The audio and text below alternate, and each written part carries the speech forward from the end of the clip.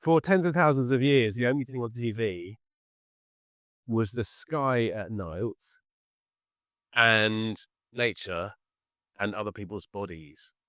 And we got really good at interpreting them for a very, very long time. So we had all these astrologers looking up into the sky, all these herbalists looking at nature, and all these people looking at each other's bodies. And the traditions of palmistry go back tens of thousands of years. We have them all over the world. The oldest ones written down are the Indian traditions. The Indians have traditions of divination, of reading what's beneath the surface and what's on the surface for all different bits of your body. There's divination on the lines of the face. There's a whole branch of divination on the belly button of a woman to see what kind of a wife she would make. I don't know enough about it because belly buttons aren't really that exposed very much anymore. However, hands are. And we're walking around with these books on the end of our arms. And today we're going to learn a little bit about what we can learn from these most expressive storehouses of information on the end of the hands. So what I'm going to do is I'm going to give us a brief introduction to the overview of how the hand works and why it represents what's going on in the mind, in the body, in the physiology, in the endocrine system. And then what we're going to do is we're going to start looking at each other's hands. And in fact, hands are fascinating and I'm quite interesting. But feel free to start looking at your own hands, look at each other's hands as I'm talking, and see if you can find anything which is unusual or different to your hands. So have a look at the person on your right, person on your left. And you might find, for example, that one person has a very long first finger, or perhaps their little finger is bent, or perhaps their headline is long or short, or perhaps their heart line is different to yours. So start becoming acquainted with your hands because in most cases, the police know more about your fingerprints than you do. So there's this ancient art, for example, in India, people are learning how to read hands, at least a little bit, whilst they're learning how to read. But we have lost this art. And it's a real shame because it was a part of medicine for a very long time. You can read all kinds of health conditions from the fingers.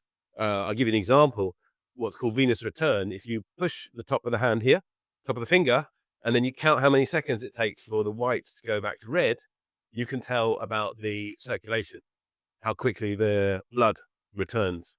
In a healthy person, a healthy young person, it's about 2 seconds. If it's colder, it might be a bit less.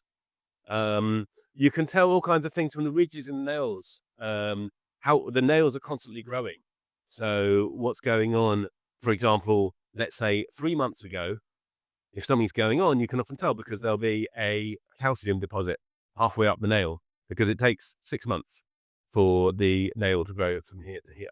You can tell from things about muscle tone, which affects the whole body, from how spongy or how flabby the hand is.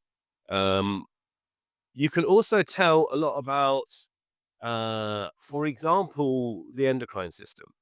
In all apes, the third finger, the ring finger, is longer than the first finger, right?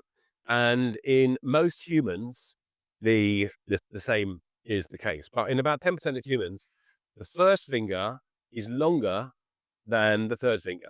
And it's particularly common in women, less so than with men. The first finger governs our conscious selves. First finger governs the conscious self. And the thumb governs the will.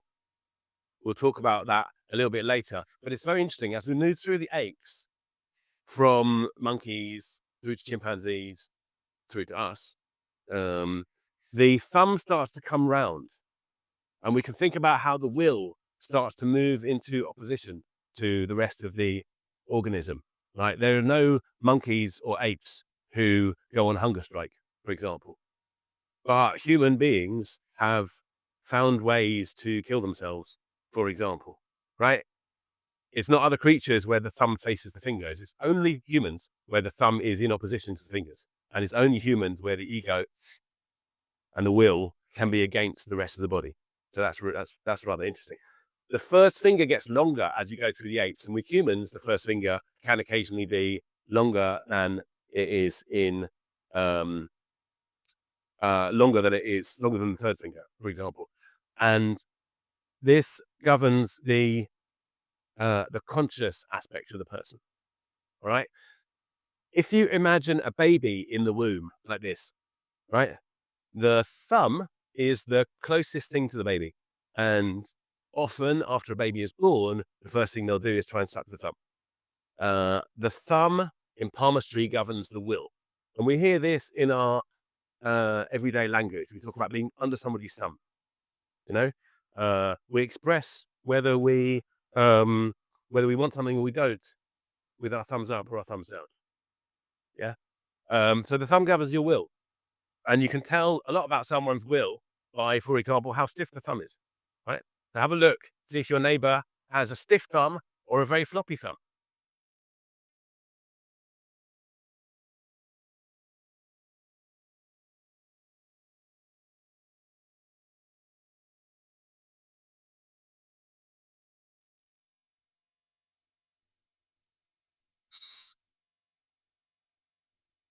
For now, just make a note, just make a mental note of whether the thumb is stiff or not. And I'm just going to give an introduction for about 5 minutes, and then we're going to start talking about what it all means. I want to give you a general shape of the hand and a general idea of what it all means.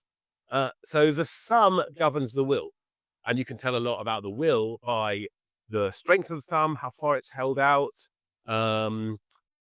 Also, yeah, like the stiffness of the top joint as well as the bottom joint. And you can tell about the fingerprint or the thumbprint, right? Have a look at your thumbprints. Have a look at your neighbor's thumbprints.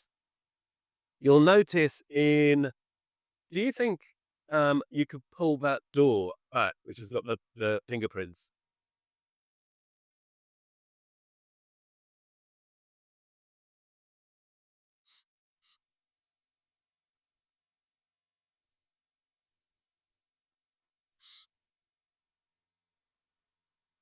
Just that one is fine. Just that one there, the one, yeah. So have a look at the thumb and see if it resembles one of these prints over here. You might find that your thumb or your neighbor's thumb looks like a dartboard with concentric circles. You might find that your neighbor's thumb looks like a loop, looks like a wave, or it might be an arch, which is where the prints are shallower.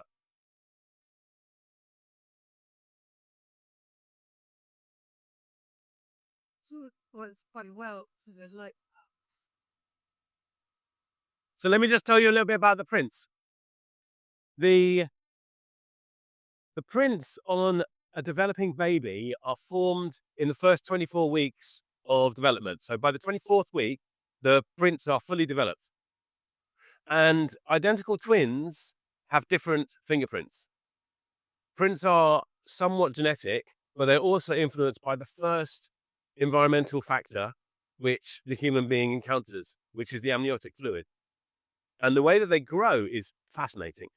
They grow like this. On the end of each finger in the developing baby, you have something called a volar pad, and it grows like a balloon, and then it shrinks. And the way that it shrinks, it leaves wrinkles. The same way a balloon shrinks and leaves wrinkles, the volar pad also buckles as it shrinks as well. And the wrinkles it leaves are your fingerprint. So you can tell, for one thing, how much it's grown. If it hasn't grown very much, you're going to end up with an arch print, which looks like this. Yeah, because it's grown a bit and then it's shrunk. If the volar pad has grown, but it's been affected a lot by the amniotic fluid, because there's pressure from inside and there's pressure from outside as the baby is growing, as this life is growing into the world.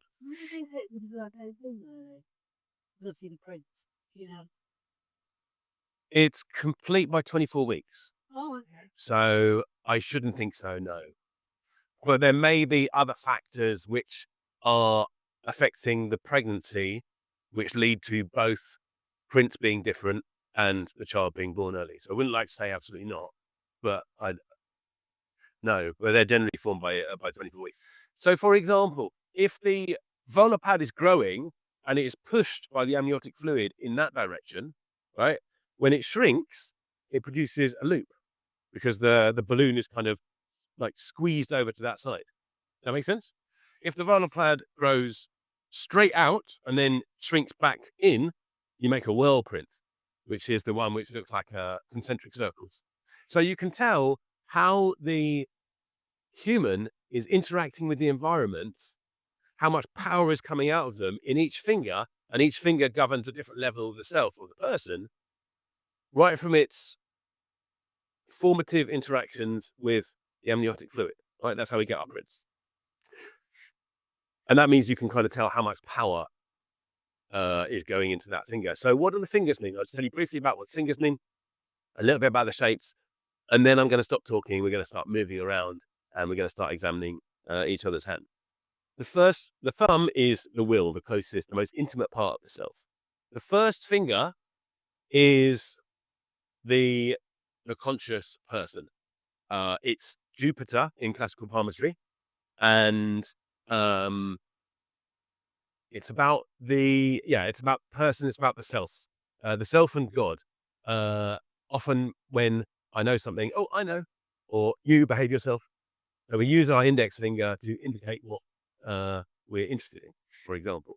The middle finger is, as we're going through the layers of the self, is the structures that we build on top of the self, on the structures outside of the self that we interact with. In classical palmistry, that's Saturn. Yeah. So it is how we deal with knowledge and intelligence. People with long Saturn fingers tend to be considered more studious, more saturnine, more serious. Middle finger is the finger of seriousness. There's in fact a loop underneath it when you have like an extra little fingerprint that's in between the ring finger and the middle finger, which is called a loop of seriousness down here. So that finger governs everything to do with structure. You very rarely find someone, you very rarely find someone who doesn't have a loop on that finger, because most people deal with structures by integrating with them. Some people have different prints on that finger. For example, I was once reading for a guy who had a whirl on his middle finger. Yeah, it's very rare. And I said, oh, this is a kind of architect's thing. Do you build structures and systems? And he said, yeah, I put in the international system for making banking payments for HSBC or something like that. It's very rare to have anything other than a loop there. The next finger is the ring finger. Now we're getting to the second half of the hand. This is what we send out into the world. Classically, it's Apollo. It's to do with our productivity. It's to do with our creativity. It's to do with our fame, right? The longer that finger gets, this has been studied actually in depth. The longer this finger gets in comparison to that finger, the more likely someone is to start their own business. The more likely they are to end up in prison. The more sunny their disposition, right?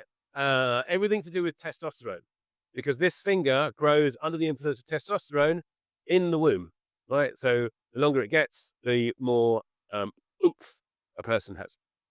And finally, the little finger is how we connect to the other. It's governed by Mercury. So it's to do with every form of transaction. So that could be how you go about making money. It could be how you go about communication. It could be your intimate life and your love life. It's also how you deal with tech and tools.